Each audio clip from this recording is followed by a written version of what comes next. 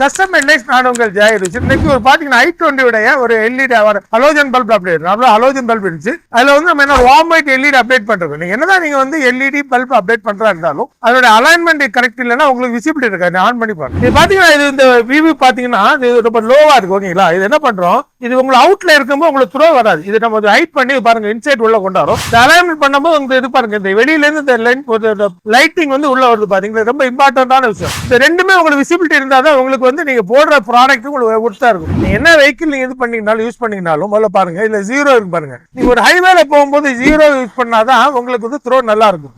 நீங்க local use பண்ணும்போது 3ல வச்சு யூஸ் பண்ணுங்க. ஜீரோ பண்ணும்போது அது மேல அந்த லைட்டிங் அப் ஆகுது. நம்ம வந்து 3 ஆகும்போது அது கீழே லோ வருது. நீங்க 3ல வச்சு நீங்க பண்ணும்போது சிட்டிக்குள்ள ரைட் பண்ணும்போது நல்லா இருக்கும்.